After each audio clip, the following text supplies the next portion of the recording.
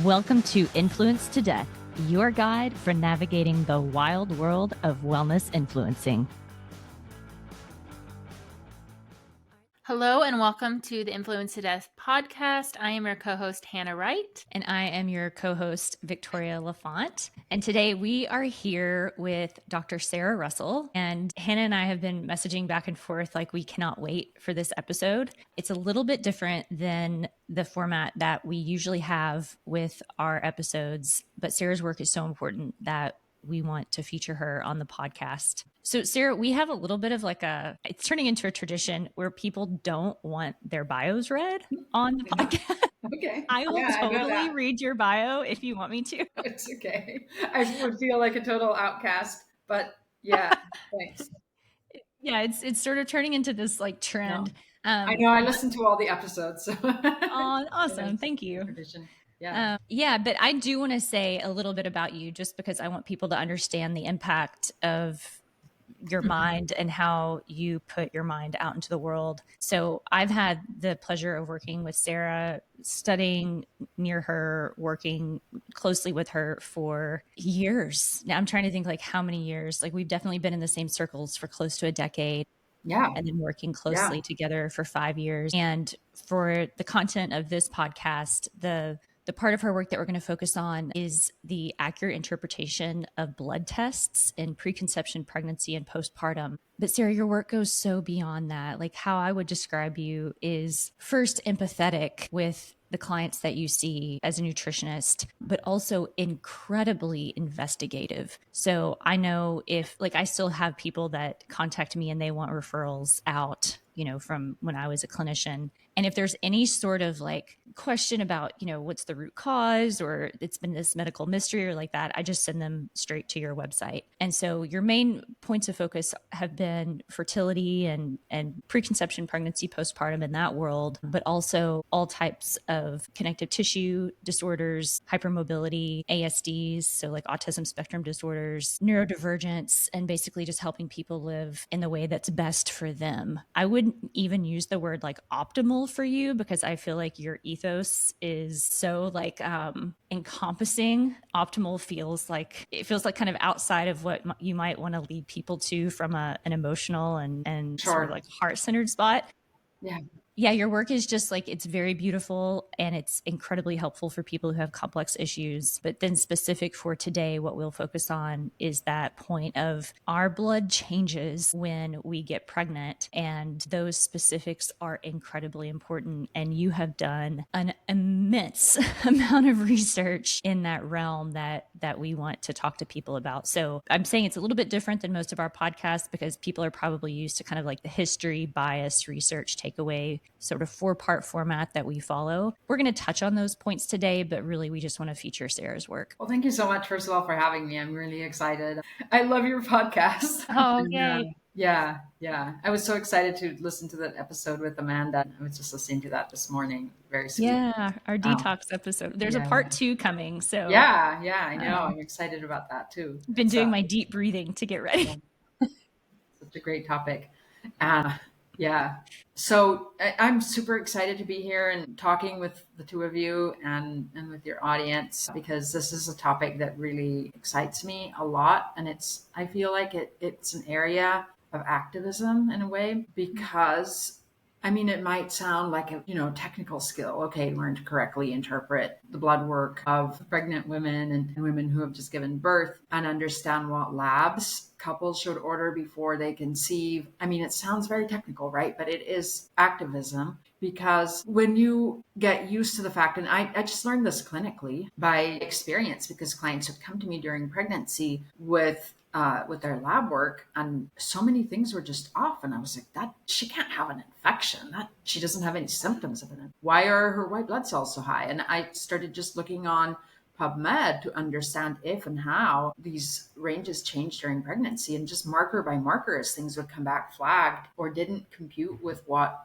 I was seeing clinically and knew about the client's history. I would just research that and I started compiling notes and it got to be very tortuous.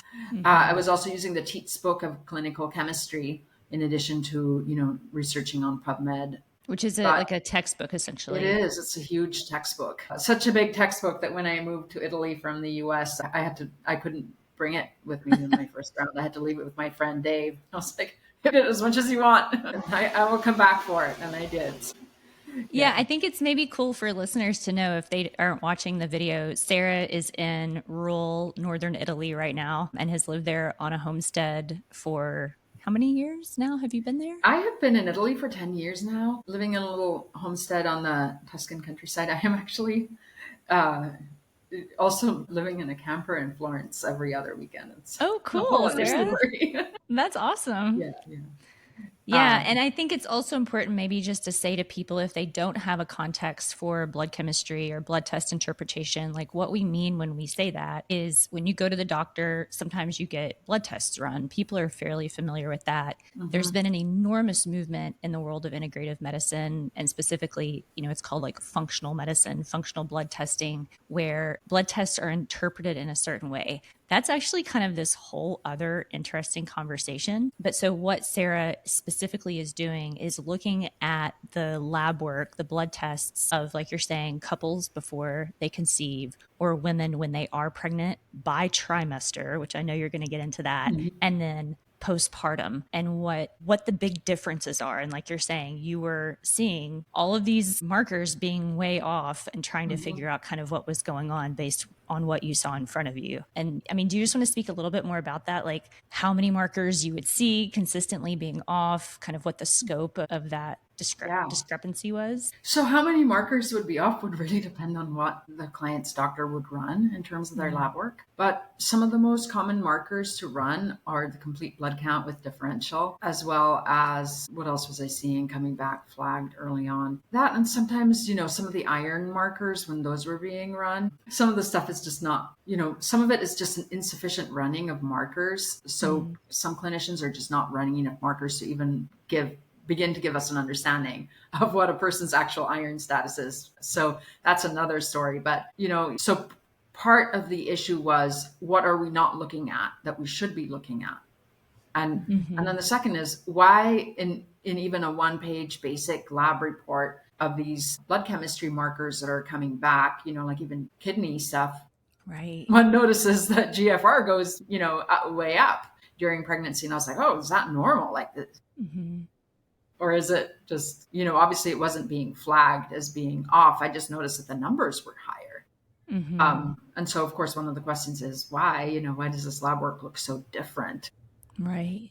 And then, of course, even backing up to preconception, what are the labs that we should be looking at that maybe physicians are not counseling their patients to run that might make a difference, especially when couples are struggling to conceive or have a history of miscarriage. So it's not so much that the lab ranges are different, except, thyroid, we want to make sure that we're looking at ranges that are actually functionally appropriate for fertility, which are not the same ranges that you would see on a standard lab report. But other than that, there really aren't differences compared to how we would interpret the results. It's just more an issue of what are we wanting to see and why are we wanting to see that? How can that help people become as fertile as they need to be in order to conceive a pregnancy and to bring that to term in a healthful way and have a healthy baby. Yeah. So there's kind of two parts I think that we might kind of dive into in this episode. One is preconception. Well, three parts. One is preconception, then one is pregnancy, and then one is postpartum. And it's like a little bit of a different story for each area. Hannah, you kind of had a surprise pregnancy, right? Yeah, I had a surprise pregnancy. So I was not prepared, or I didn't plan. It definitely stressed me out initially because I'm very much like skewing towards a type A personality. So I was like, I'm going to have this pregnancy. It's going to be perfect. I'm going to eat like so great and get ready for it. And then, and then I was like, oh shit, I'm not prepared for this. And then I had, really bad morning sickness and everything. But other than that, I had a healthy pregnancy and didn't have any hypertension or any other things that popped up. But also I was interested to learn because I have MTHFR. I'm a homozygous for C677T. So my homocysteine used to be on the high side. And when I figured it out, I started taking methylfolate and that fixed it and fixed actually a lot of other symptoms I had. that I wasn't aware that were connected. Sure. And so going into it, the only person that noticed that, because I had told, it was on my record because I had let my physician know that previously so that I could get insurance to cover the homocysteine blood test.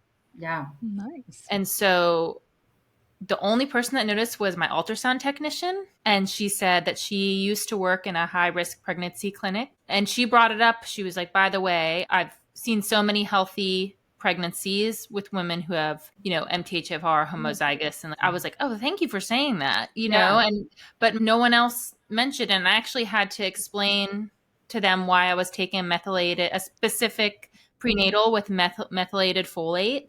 Yeah. And the other like co-nutrients because no one understood. They didn't know why. Yeah. And I was kind of shocked because I thought this is probably something that should be pretty standard and it's not. Yeah. So. Yeah.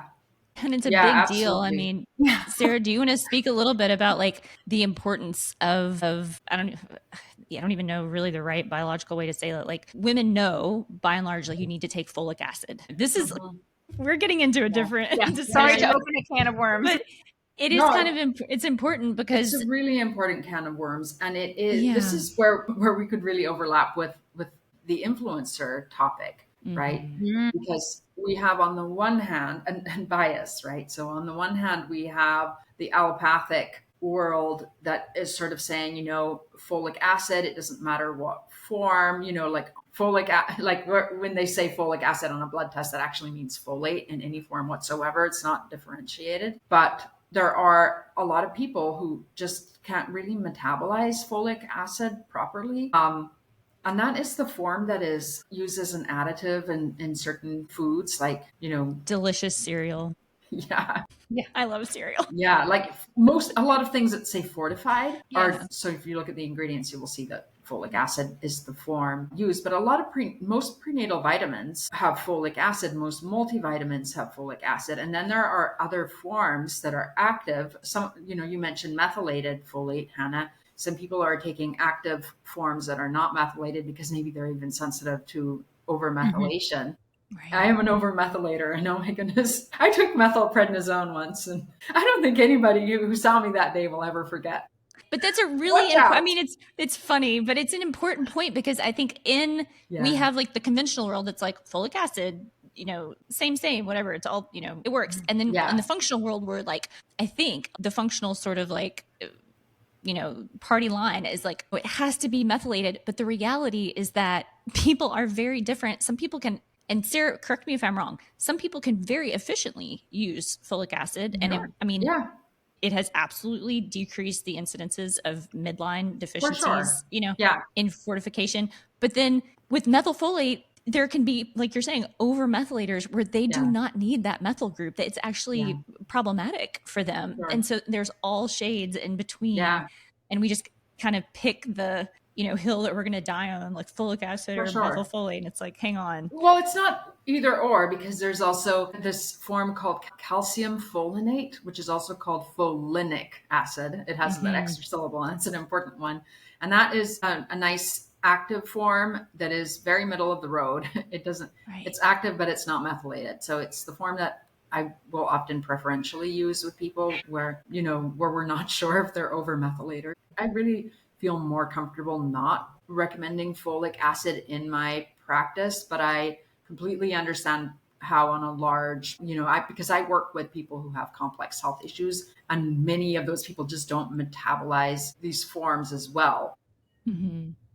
But in large populations, folic acid has definitely had beneficial effects, both in terms of its use in multivitamins and prenatals and in terms of food fortifications. Folic acid has definitely had benefits, just like, fortifying table salt with iodine has large scale benefits. And what happens on the non-allopathic side, when I was referring to the influencer trends in this area, is there's a huge trend right now that has been going on for a few years where people are being advised by these influencers not to take prenatal vitamins before conception and during pregnancy. And it makes me so angry because... Can't you just take liver as a prenatal, Sarah? Oh, can we talk about that?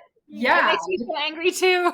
Yeah. So let me contextualize this for people though. So we're really talking, let's talk preconception now, and then we'll move into pregnancy and postpartum. And I just want to make sure this is clear because it's great to have a little conversation, but just to like ground people a little bit. Sara has gathered, this, like I said, it's an immense deep dive, all this information, and created a course. So like all of this has been systemized in this course. So we're like talking through all of this research that she's done. I like hope we can get it all done, in about an hour. But if not, please come on again if you have time and we can keep talking. But let's start with preconception, then we'll go to pregnancy and then to postpartum. So yeah, preconception, go. Yeah.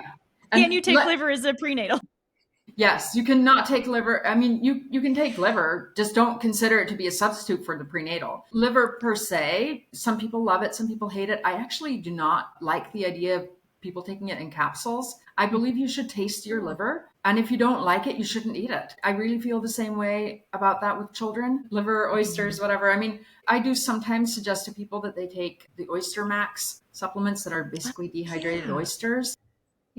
Obviously not in place of a multi or a prenatal or whatnot, but they do have some validity. Like, I wouldn't want somebody to be over relying on something like that they're just not tasting. You can sort of taste it through the capsule actually, but like if you hold a food in your mouth and you taste it and you have a strong aversion to it, like beef liver, I wanted beef liver all the time after I gave birth. Beef liver, boar's liver, pork liver, bring it on. But in normal life, I love chicken liver and I find beef liver to be way too strong. It has basically gram for gram, it has about 40 times more copper and it has substantially more iron. So it might be more minerals or, wrong mineral ratio for what some of us need. So by the time you're maybe, getting close to even getting enough B vitamins to call it a supplement, you're probably overdosing on copper, which is not my first choice. Yeah. And it's very common, if people who listen are likely aware, but it is very common to see some people online say, like, instead of taking a prenatal, you can just replace it with a liver supplement. And normally that is followed by the statement, click here to get my liver. Yeah, for sure. Yeah. That's very big in the crunchy prenatal, like, nutritionists or health coaches. Yeah. And it gets a ton of engagement. People love it. Yeah. It's like this. Yes, we don't need these supplements. Nature gave us this. And I'm all for nature. I mean, nature is an incredible healer. Bountiful with what it get. Like, we get so much, but also like you said, things like copper. The copper in liver is so high, and so and then you're missing other nutrients, and the balance is all off. And it's a very irresponsible recommendation, and it makes me irate seeing it circulate on social media. Oh yeah, me too. And unfortunately, some healthcare practitioners are also recommending skipping prenatals in favor of liver and or other organ supplements. So that happens. And I think it's really, very irresponsible. So Sara, do you still have that prenatal guide on your website? I do. Yeah. Look, this is a free guide that you can get from, is it SaraRussellNTP.com? Yeah.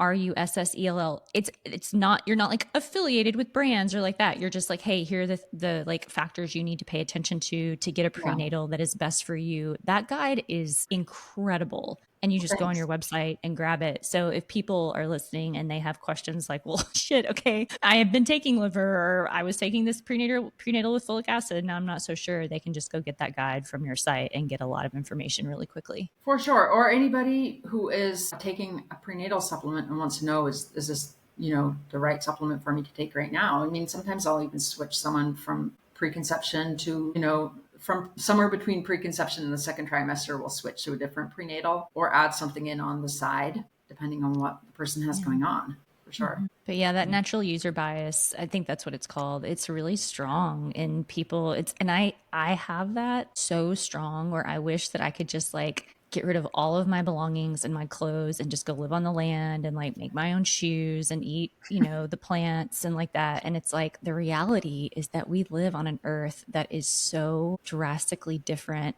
than Oh, when yeah. people were doing that. Combined with that was, if we were dropped into that world, you know, in like a bubble just to observe what people experienced when prenatals were not an option, even in the most ideal settings, it was rough. And we Oh, just yeah. don't think that about that. We don't Yeah. think Sure. about mortality rates for infants and Oh, moms yeah. and birth defect. We just don't consider it. So Yeah.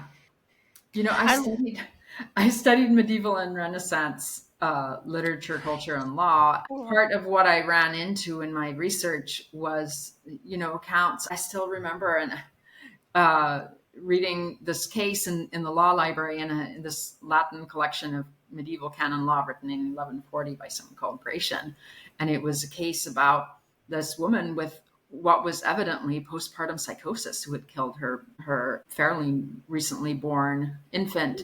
mhm.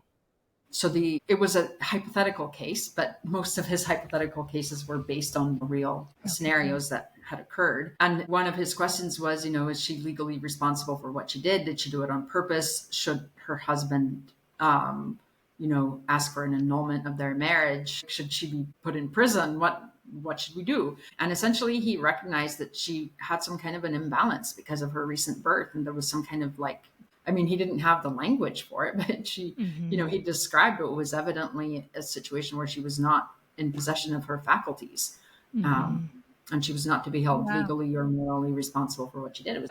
So people had, I looked at a lot of fiction and you know, actual like trial transcripts and whatnot. People had disabled children, people had cognitive problems, people had physical defects of all kinds. And then, you know, people also had severe nutritional deficiencies. Many people had severe nutritional deficiencies, and that's obvious from a lot of what is described. So it was not the idyllic world that you might imagine that it was. I mean, I love nature just as much as you do. I live in the middle of the woods, basically in an old mill house by the river. And I still like, you know, buy some things from the grocery store, like my coffee. And there are certain supplements I take, although I'm not planning to conceive or, you know, I have not recently given birth. My youngest is 13. It's also an interesting dovetail, just a cool fact about Sarah. She taught herself Latin to get her PhD when she was doing that research, which I remember learning that about you. And I was like, okay, like you're one of those people that I'm just going to like aspire to. that's incredibly impressive. Keep working in that direction. Maybe it'll happen this lifetime, maybe it won't. But like, I think it's important for our listeners to like fully grasp you're not just fucking around. Like you've got a hell of a brain on your shoulders. So, and it's, I think to me, one of the reasons that I want to like break the mold of our podcast and have you on is because people are used to getting their information from this like shiny influencer vibe, and like all of the like bullet points are laid out, and like here's the product and like here's the person, and it's like ding, you know, there's like the like shiny point on their dimple and like that. And it's like the reality is that sometimes that is backed by a lot of due diligence, and those two things absolutely can go together. And sometimes it's like we live in a house by the river out in the woods and we're not on social media as much, and there's still an incredible amount of brilliance there that people need to know about that will change their lives. So as much as we can amplify that, we want to. Yes. And just to like break that idea in people's minds that that like something that is popular is accurate and useful, because it does not always go together. For sure. So okay, so preconception, anything else? Like it's very important to take a prenatal that is accurate for you. But in the world of testing, which is kind of like to get us a little back more on track, like I know that it is individual. Like as a clinician, it's the words you say over and over that just drive people absolutely insane, where they're like, what about this? And you're like, well, it depends on your individual needs. But just generally, what would you recommend for people and couples as far as blood tests to run before they try to get pregnant? Yeah, so you know, it's a good idea for both the male and the female partner to get tested for a complete blood count with differential. Let me just like tell people what that means real quick. So complete blood count with the differentials, or you might see like neutrophils, basophils, leukocytes, eosinophils. Differentials is just all the different types of white blood cells, but you can ask the clinician you're working with for the CDC with differentials. So complete blood cell count without differential basically doesn't look at the subtypes of your white blood cells. It just gives you a total, but it still gives you all those red blood cell parameters. So it tells you all the stuff about, how big your red blood cells are and hemoglobin and all of these things. And that gives the practitioner a lot of information about, what all is going on inside at a cellular level, really. With the white blood cell differentials, you're looking at not just how many white blood cells you have, but also what the balance of your immune system is. Mm-hmm.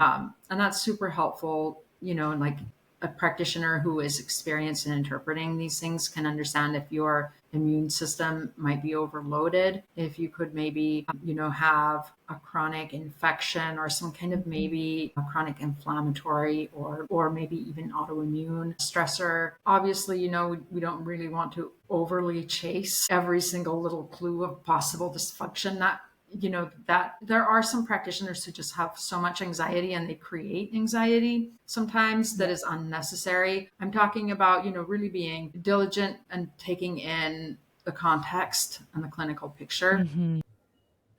If I'm working with a couple that is struggling to conceive or maybe has had a history of miscarriage, I want to make sure that we're looking at their nutrient status, that we're looking at least at the woman's full thyroid panel with antibodies, because insufficient levels of thyroid hormone and also elevated antibody activity can definitely influence the ability to get pregnant and stay pregnant. It can also... And when you say antibody, correct me if I'm wrong, Sarah, but what she's referring to is that if there is a sign of our body's own immune system creating antibodies to the hormones that the thyroid creates or to the thyroid itself. Mm-hmm. Yeah. So that's very important. That's not on most thyroid tests. Yeah. Mm-hmm.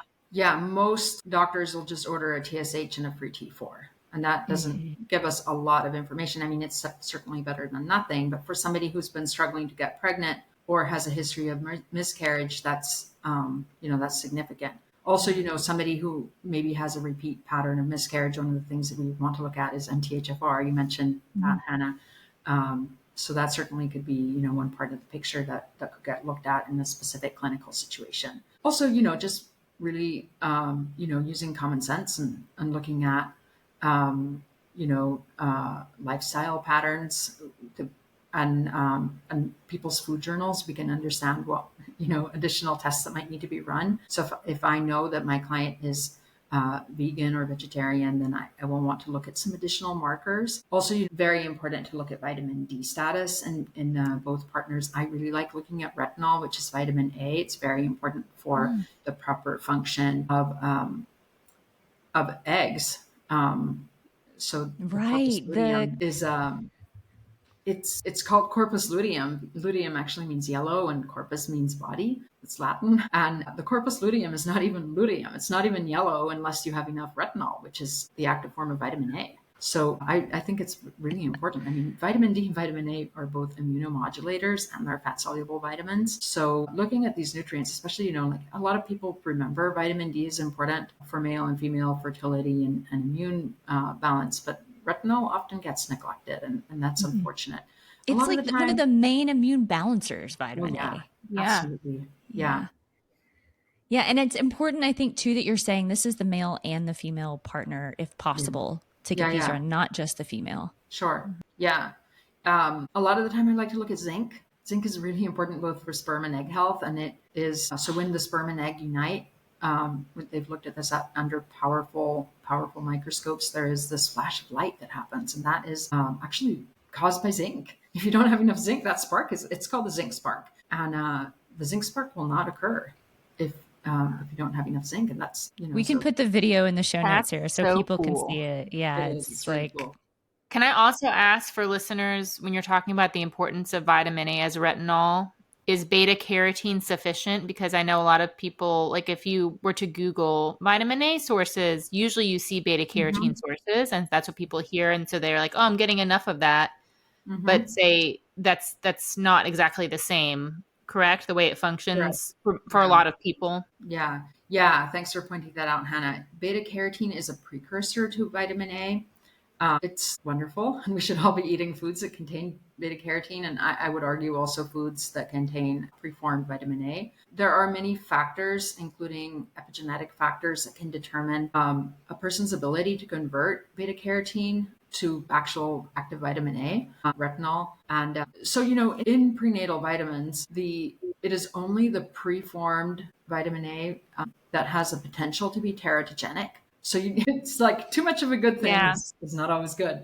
Beta Also, my carotene, liver is a concern. yeah, for sure. Polar bear liver is the worst, actually. So most people are not really getting that. But people in Alaska, be aware of that. Okay, so wait, but go back and explain to people break that down to talk to us like we're 6-year-olds, because what you said is really important, but it was very technical. So preformed vitamin A is the active form. So what our body needs is the endpoint. It's almost like, okay, here are the ingredients that I'm going to use to make my muffins versus like my actual muffins. There are some people who are not very good cooks and will not be able to convert those ingredients into edible muffins. Mm-hmm. And other people who are really good cooks and will be able to make delicious muffins that will maybe even look very nice. So that is the metaphor that I'm using as a conversion. So your beta carotene is those ingredients, and your ability to convert that, it's not a reflection of your cooking ability or your moral value or even how well you eat. It can be just, a genetic hit and miss. So if your body is efficient at converting beta carotene to active vitamin A, that's wonderful and you're lucky. If your body is not, then it's going to be important for you to get preformed vitamin A. So some people who have a diet that is rich in beta carotene will not have sufficient levels of retinol. And those are people who are not converting well. Now, I think more women than men are good at converting beta carotene to vitamin A, but that does not guarantee that you're going to be one of the lucky ones. There are a lot of things. And when you say beta carotene, that's the form of vitamin A that's found in sweet potatoes and carrots. And like Hannah, you're saying, if you Google it, but then the active form retinol is found in egg yolks, liver, meat. It's an animal food source. Yeah. And cod liver oil. Cod liver oil. Totally. And then you also said, Sarah, I don't think I could pronounce this word, teratogenic. Is that right? Yeah. Did it. Okay. So that means basically it can lead to congenital disabilities, right? Yeah. And that can only happen from what form of vitamin A? The preformed, the active form. So which is retinol. Form. Yeah. Retinol and preformed are synonymous, I guess. So you just want to have a balanced amount of those animal foods in your diet and not overdo it. Yeah. I generally don't suggest that people take cod liver oil, for example, during pregnancy or eat cod livers during pregnancy, because that is an easy way to sort of overdose on preformed vitamin A. Also, eating liver all the time is potentially risky. So you want to get a balance of different plant and animal foods. The greater the diversity of your diet, the more you change things up, the more different micronutrients you're going to get, the more you're going to feed bacterial diversity. And by the way, that does really help with hormonal balance and all kinds of things that are good for male and female fertility. And that it just helps sort of have immune balance, obviously, right? And so the more diverse your diet is, the less likely you are to have deficiencies and imbalances in pretty much any body system, and fertility and pregnancy are no exception to that. By any means. So preconception, I'm just kind of giving a synopsis. CBC with differentials, probably a CMP also, a comprehensive metabolic panel. You want to see a full thyroid panel, especially if a woman has had trouble conceiving or maintaining a pregnancy. And then would you say, go ahead. I would say also hemoglobin A1C. In certain cases, certainly if somebody presents as having PCOS or even males with metabolic dysfunction, we definitely want to pay attention to C-peptide, to the big picture of how their blood sugar regulation is functioning. People who exhibit high levels of oxidative stress, we definitely want to look at their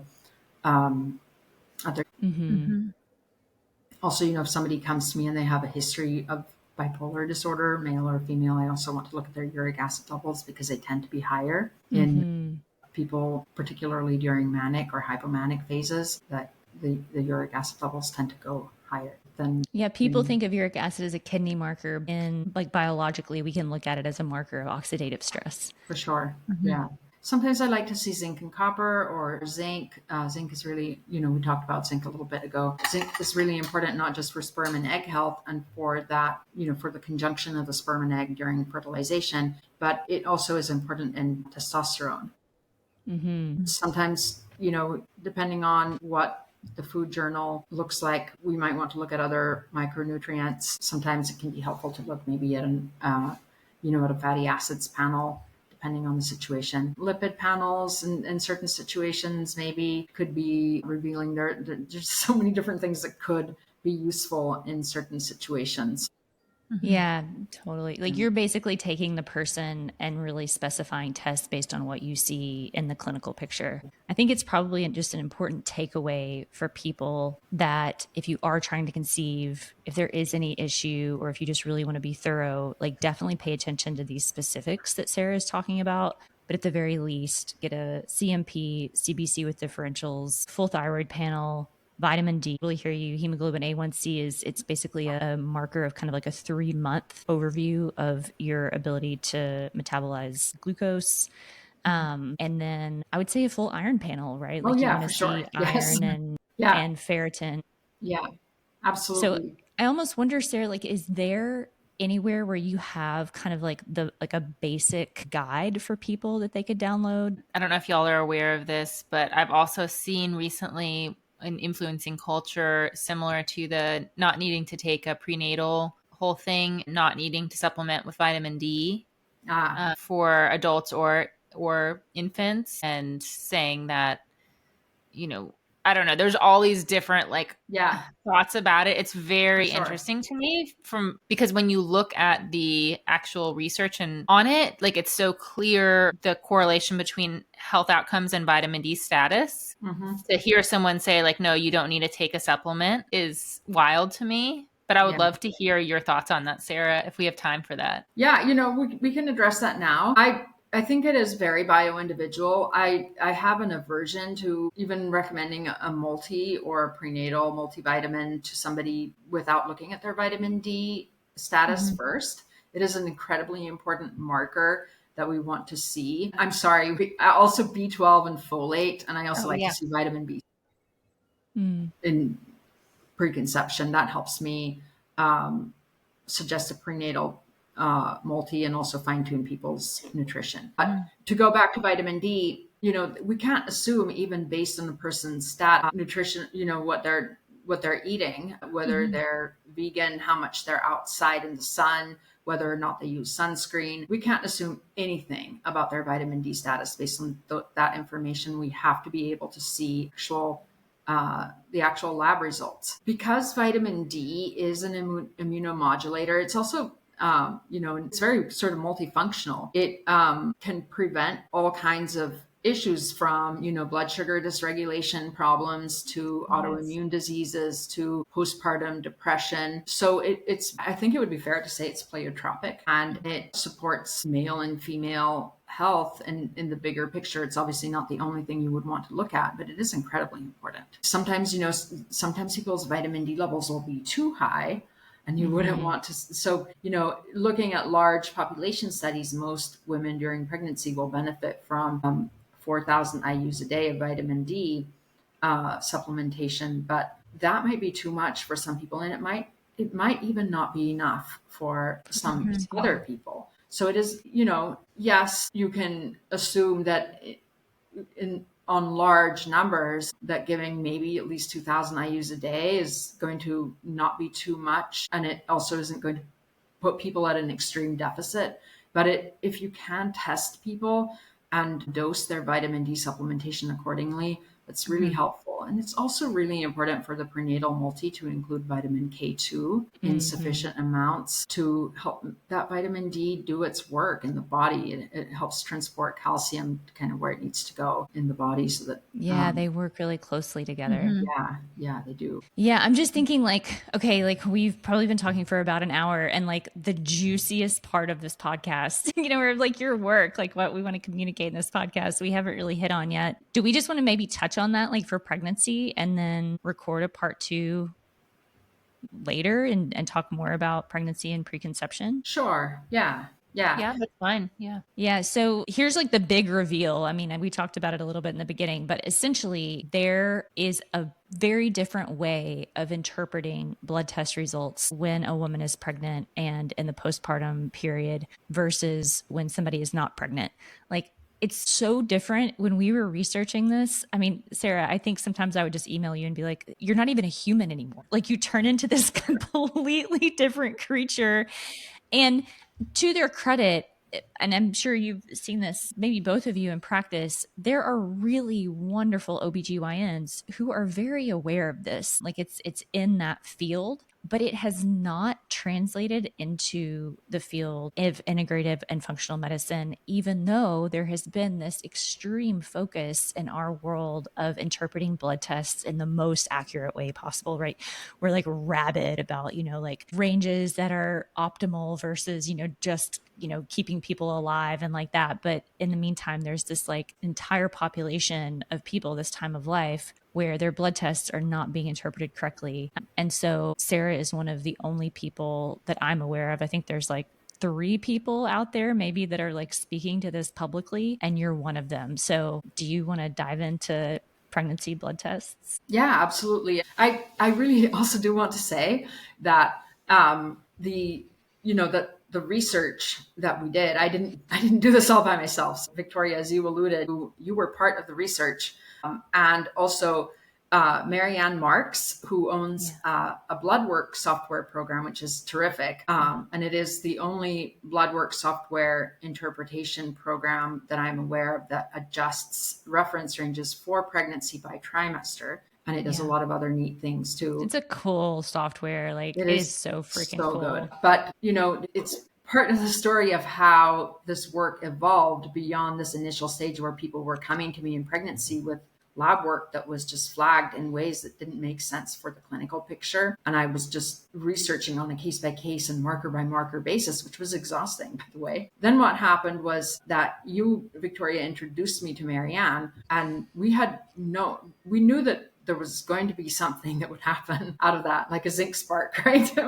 but we were birthing something. But so we had this conversation about blood markers, and I said, Marianne, it would be so amazing if your lab work software could reflect how blood work changes during pregnancy, so it wouldn't be so exhausting to interpret stuff. Because I was using her software and I loved it, but I said it doesn't apply to pregnancy. So we teamed up together, and the 3 of us, Marianne, Victoria, and I, did collective research, and we were meeting every week to talk about it. I bet we read 1,000 papers. We read so many papers. We read so many papers, and we, I had identified maybe a few dozen markers that changed based on the blood work that I had seen. But in the process of researching, we identified over 100 markers that changed during pregnancy. I think that we should like start the podcast here and then like splice in the rest of it, because when you say that to people, it's like, especially a clinician, like somebody who's like a functional medicine practitioner, a functional doctor, that there are over 100 markers that are different in pregnancy by trimester, like you said. That is mind-blowing. It is. Yeah. It is so different than what you're taught in any other functional blood chemistry analysis program. And I've taken plenty. Like, nobody is looking at this. And in the meantime, all these pregnant women are like, hey, everything's out of range. Like, what's going on? For sure. Even, I just had a client that I worked with a couple of years ago write me out of the blue. Last week, she had gotten her second trimester CBC results back. I hadn't heard from her, after we stopped working together, because she had met her goals and she just went off into the sunset, which is great. But then she came to me with this lab report, and she said, hey, Sarah, I think something's wrong with me. I mean, I feel fine, but look, my CBC came back and pretty much everything is off. And I was like, let me take a look at that for you. Her OBGYN didn't even tell her that it was all normal. I mean, everything was fine. It was perfect. It was great. And I can't wait to meet with her next week to talk to her about, how everything is just perfectly fine. I did email her and say, hey, it all looks really normal. Second trimester pregnancy. Yeah. Sarah, do you feel comfortable going through just kind of like some of the most like familiar tests that people would, they would be like, oh yeah, I've heard of that, or like I've seen that on my blood test, that are different in pregnancy? Yeah. First and foremost, white blood cells. especially neutrophils, because those Which is that's your dominant white blood cell. You have like 60% or something ish neutrophils usually. And that percentage goes up during pregnancy because neutrophils are really important for placental function. Mm-hmm.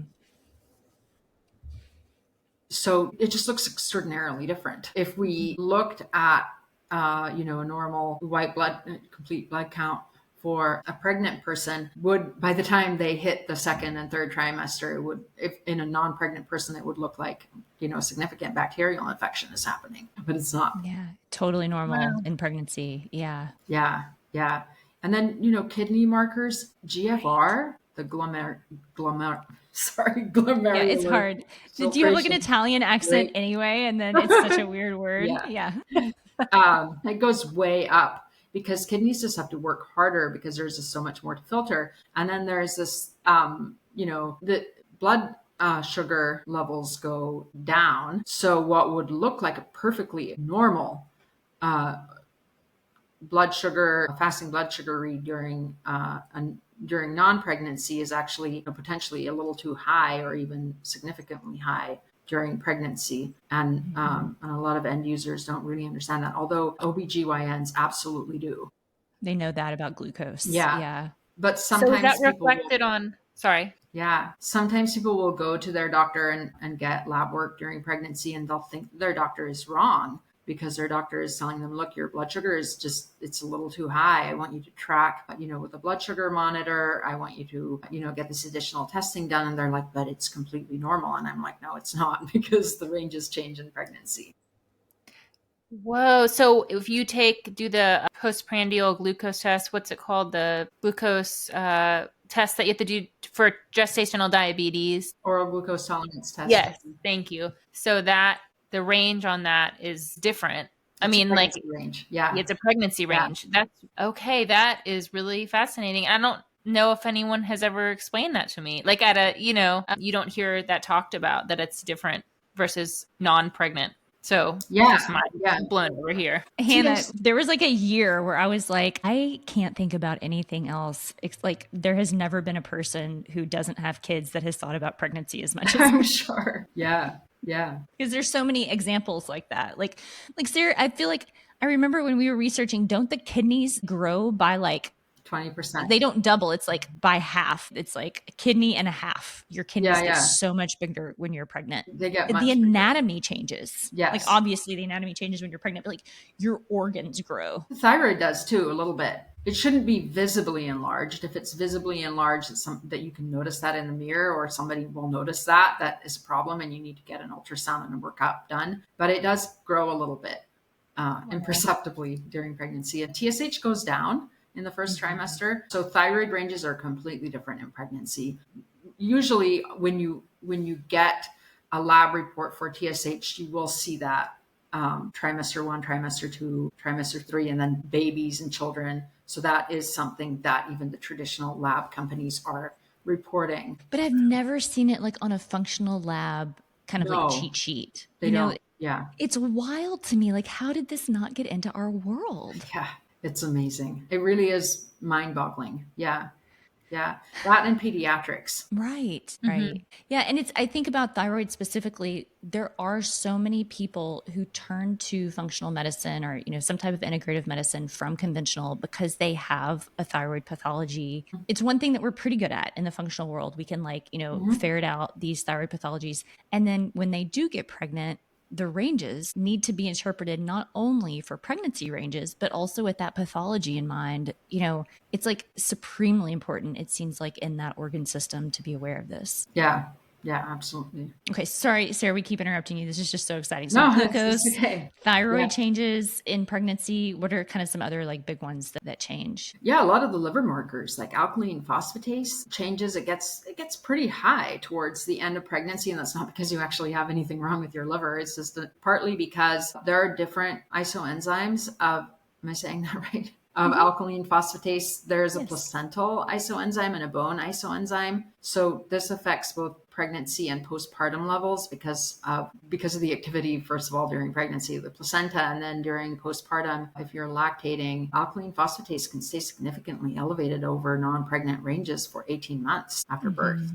And that is probably because of the bone isoenzyme being affected by the amount of calcium that is required for breastfeeding. Yeah, for lactation. Whoa. So what if someone is doing a longer term breastfeeding or nursing, I guess, at that point? So like, for instance, I nursed my son until he was 3. So that would be 3 years postpartum. So if I had had my blood work done at year 2 postpartum or 2.5, would it still be all wacky or would it Probably abnormal? not. So alkaline phosphatase there hasn't been a lot published on it, but from the studies that have been published, it appears to return to normal baseline non-pregnancy levels by 18 months postpartum, probably because the child is not relying so much. I think if you were still exclusively breastfeeding, then yes, you would still be, requiring a lot of calcium, I suppose. But it would be very unusual to be exclusively breastfeeding at that point. Yeah. Right. So you're just producing less, breast milk, and that's causing less impact on your physiology. Right. Okay. Yeah. Fascinating. And Sarah, I remember iron. Iron is kind of this like very complex, highly controversial in the holistic world topic. And then when you bring it into pregnancy, like I remember I'm going to name him. Okay, I'm going to name a name. We did all this research because we would get all these questions about the work of Morley Robbins, who essentially, if I think I'm right on this, he says like never supplement iron, Or if you vitamin have, D. or vitamin D. Maybe that's where the vitamin D influencer thing is coming from. Yeah. I think And he's like extremely popular. And when he speaks, he has this like, he's like pretty sharp and he can like speak really well. It's like one of those instances where it's like somebody like the words just roll off their tongue and they kind of sound like they know what they're talking about. But then, females, I would say, pregnancy specifically, but humans generally, overarchingly, when you look into iron physiology, what we know is very different than what he teaches. Absolutely. Even though it sounds very good. Yeah. And personally, I have not seen, I don't know, does he see clients or does he see patients? What is where is he getting this information from is still confusing to me. But do you just want to talk about iron? Yeah. For I don't know how long, like 4 hours, you could probably talk about iron. Well, I hope not. But so, on the one hand, pregnancy does require a lot of iron. The first trimester, not so much, actually. So what happens is that a lot of women, actually healthy women, have a higher need for iron intake from diet and or supplementation while they're menstruating than in the first trimester of pregnancy. So if you go into the first trimester of pregnancy, iron sufficient, and it is very important. So thank you, Victoria, for asking about iron as a good lab panel to look at before conception. That is really important. We want to make sure that a woman is not iron deficient or insufficient before she conceives. We don't want you to go into pregnancy in an iron deficient state. If a woman goes into pregnancy in an iron sufficient state and has a normal first trimester, so she doesn't have hyperemesis gravidarum, she's not losing nutrients to vomiting consistently and whatnot, then it's very unusual for her to have an additional need for iron, and her need for iron might actually go down compared to when she was menstruating. Now, once you hit the second trimester, the developing fetus is using, and the placenta are using more nutrients, and that includes, a fairly significant demand for extra iron. So on the one hand, we want to make sure that we're not missing those people who actually need to supplement with iron. And based on the research that we looked at for iron homeostasis in pregnancy, for those people who need that iron supplementation, it is actually more efficient for absorption to provide iron supplementation every other day instead of daily, because of the way that that the body will sort of put the brakes on iron absorption if you're providing it daily. Right. But if you're using non-pregnancy reference ranges to look at iron markers, including ferritin, you will overdiagnose iron insufficiency, and you could overload a person with more iron than they need. So if you are supplementing every single woman with additional iron that is not necessary, that is associated with negative outcomes. Mm-hmm. So people who do not need that extra iron or all that extra iron that they might be supplemented by a practitioner who is diligently interpreting lab work, but not in a way that is pregnancy appropriate by the trimester, then the woman could be supplemented with more iron, and that could cause oxidative stress, and that can actually increase the risk of gestational diabetes and problems also with, I think, and this might seem a little bit contradictory to the gestational diabetes risk that is increased, but I think also small for gestational size. I think so. I remember reading that in a study. Yeah. Sarah, you know where this is like if people have questions or want to look at this, I think Marianne might still have a blog on the Lab Smarts website that breaks down like the iron physiology research that we did. I mean, it was like, I was like, I never need to read about iron ever again. But we wrote all of that up into blogs. That's true. It's on labsmarts.com. If people want to read about this more. So yeah, I mean, I don't want to really belabor the iron piece beyond that, except to say that, you know, excess iron can cause immune stress and oxidative stress. So if you were to have a bacterial infection during pregnancy and you were to take excess iron compared to what you needed, then that could feed the bacterial infection and that could cause some additional problems. But it's interesting because like you kind of have to know what the pregnancy ranges are because it looks like infection at some point in pregnancy, even though it's not infection. So it's like there really is like like there's some like subtlety there. For sure. There's a lot of subtlety, and it is really important to be aware of those actual proper pregnancy trimester specific reference ranges, because if you even miss one of them, you know, like you understand the iron piece, but you don't understand the white blood and neutrophil piece, you could make some inappropriate clinical decisions. And, you know, this does happen. I've had very experienced clinicians come to me for consultation on cases for pregnancy where, you know, for example, total protein goes down in pregnancy. And there was this clinician who took our course who brought a case study to us of a client that he had been working with. This was at the beginning of the course. And on the basis of her low, quote unquote, low protein levels, he had supplemented her with a combination amino acid supplement, and it had shot her liver enzymes way up, way beyond what is conceivable as normal, even for pregnancy ranges. So even, you know, it was mainly her AST and ALT, which went really high, whereas the liver enzyme that we would typically see going up is alkaline phosphatase. So, I explained to him that her total protein was actually appropriate for her stage of pregnancy, and suggested that he pull out that supplement, and he did, and she had that blood work repeated, and it was totally normal. So what could have been looked at as a liver pathology was actually a practitioner error caused by misinterpretation and just not understanding that. I would feel very uncomfortable about supplementing with, you know, amino acids can just do so many things. So if you're getting protein in a whole food form, that's really important.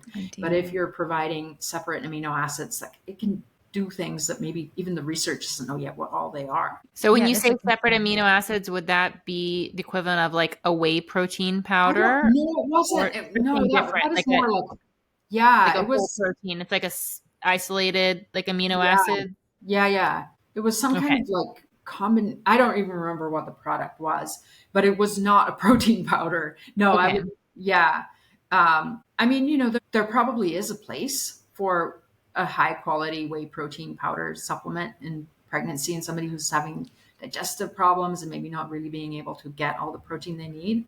Yeah, or like morning sickness, something like that. Yeah, exactly. Yeah, I relied on protein powder a while because I had such bad morning sickness. So and that's totally different from an amino acid isolate supplement. Got it. It was some kind of like, you know, you looked at the ingredients and it was just the amino acids. It wasn't like a whole food or a food-based formula. It was a bit strange. Yeah, it was reduced. Yeah, I'm just wondering, like, would this be a good place to stop, and then we could come back and talk more? I know there are other pregnancy ranges, Sarah, and then about postpartum. Do you have time to come back? Again? Yeah, I would love that. Yeah, I guess I know, like Hannah, you have a little bit of a stop, and I have a meeting at 3:30. So yeah, and I'm sorry, but I didn't have the spreadsheet on with the list of different labs that we recommend. So maybe we can just also redo that piece because I was kind of all over the place in answering that question. Yeah, and that's okay. Yeah, that's fine. It's, Yeah. you covered a lot of them. We can just pick up with other ones. That's totally fine, Sarah. Yeah. Yeah. I mean, I think the bottom line for people to walk away with is blood work interpretation is like your blood is going to look different in pregnancy and postpartum than it does when you're not pregnant or you haven't just had a baby. And that information is not well known. For sure. Just period. And it has not translated over into kind of the sort of like accepted norms or the conversation in functional medicine. Surprisingly, I mean, I'm still like amazed. Like there's so many caveats that, for better or worse, some for better, you know, that have translated over, and this just hasn't, even though it is so clinically applicable. Like it really affects people's lives. For sure. So yeah, I think this is an important conversation. We just need a part 2, which often happens. Yes, it does. Yeah. Anything else you're thinking before we go, Hannah? No, I just had a thought that we should do an episode on the Morley Robbins, like whatever his program is, the RWS or RC. I can't remember the name of his root cause protocol. Root cause protocol. Yeah. So I actually did work with a family that had consulted with him on the mineral tests of their 2 sons, and he did a horrible job. I mean, he, first of all, did not use appropriate reference ranges based on age and sex. Right. He interpreted their hair mineral levels as if they were adult males and that they were little children. One was 2 and one was 4. Yeah. And he came up with absolutely completely wrong conclusions. I had to recalculate everything based on the actual ranges. And the suggestions he gave were completely inconsistent with what was actually in the levels of the hair test. So that's so concerning. Yeah. Especially as a parent, you're thinking about, like, obviously they were getting that for their kids probably for a reason. And to have it, gosh. Yeah. So he told them very popular. There's a lot of popularity around him. Yeah. They had excess iron, just like everybody else that Morley Robbins has ever consulted for. No. Sarah. So, very shocking. But yes. I would love for you all to do a GAPS episode too. Oh, that's such a good idea. Yes. Is that on our list? Yeah, we definitely need to do that. What's your experience with GAPS, Sarah? You know, I became a certified GAPS practitioner. I used the last bit of my savings as soon as I graduated from NTA because I thought that I needed to. Yeah. Yeah. And, you know, I used it a little bit. I actually had a really good experience with one of my first clients who was someone who had the last 12 inches of his small intestine removed because of a very bad Crohn's disease flare. I used it as a sort of like reintroduction diet and like healing diet post-surgery. But I tried applying it to other situations. It actually really messed people up. And I took histories from people who came to me because I was a certified GAPS practitioner and they tried doing GAPS on their own or with someone else. And it made them worse. And I was like, I don't want to use GAPS with you. It made you worse. Like, let's do something else. Yeah. It kind of turned into like one of those detox harder or like GAPS harder. Yes. Yeah. That's very true. It broke so many women's metabolisms, like all that fat. And a lot of my clients they have connective tissue problems. And it's a lot of histamine for some people. I mean, that is a lot of histamine for even a lot of autistic kids that will get overloaded with that much, even glutamate. So it's really heavy duty stuff. Yeah, we should definitely. Like not enough prebiotics, honestly, for most people. I mean, none. Similar with keto, where I wonder what it's doing to their gut balance and like how that, like some people obviously maybe because they have severe dysbiosis or bacterial overgrowth, it actually helps them feel better. But then for other people, it can just like all of a sudden do a 180 with their health and they're like going the opposite direction. And because like you said, for some people, it's incredibly powerful. Like I've known people who like have saved their kids' lives because of it. But you know, but does everybody need to do? I don't know. It's like we should definitely do an episode on it. Yeah, I think it would be great. Oh, God. It's one of those things where it's like, there's very few topics like this, but I feel like with GAPS, I just like haven't wanted to like touch it. It felt so hot to me there at the end and around COVID and like some of the opinions that came out around COVID that I just like had to get away from it. Yeah. But I mean, fair enough. It is, I feel like it's still a fairly popular diet in some circles. Yeah. I still have people come to me who I actually worked with two people who are certified GAPS practitioners that came to me as clients since last Oh, summer. wow. Oh, wow. Yeah, it's very interesting. But yeah, it didn't work for either of them, and we did completely different stuff. But They have to gaps harder, Sarah. yeah, That is oh my what they tell you to do. gosh. Okay, so Sarah, we will come back with part 2. Thank you all so much for listening. Please remember to follow us wherever you listen to podcasts. Leave a review. That helps other people find us. That's awesome. And if you have questions, you can email us influencetodeath@gmail.com. And Sarah, thank you so Thank much. you. God, the most important thing, it's so we're going to have part 2 for sure, but the like culmination of all of this research that you did, you do have a course. So would you tell people like where to find your course and where to find you? Sure. Yeah. So you can find me at sararusselntp.com, and Sarah without an H and Russell with 2 L's. And I will provide you with the link to the information on our course. It is actually on it's through Marianne's site on LabSmarts, but I don't know if it's on her front page. I don't think it is. There's a specific link with the information about the course, which is, we wrote it for practitioners, but there are some non-practitioners who might be interested in taking it, just, for the like educated people who are. Would you just say the name of the course so people can kind Yes, of Google it and is check it out? called What You Never Learned About Blood Work in Preconception, Pregnancy, and Postpartum. Awesome. Sweet, Sarah. Yeah. We'll see you soon. Well, yeah, we'll figure out another time to talk and keep talking about the markers in pregnancy that change, and then in postpartum also. Yeah.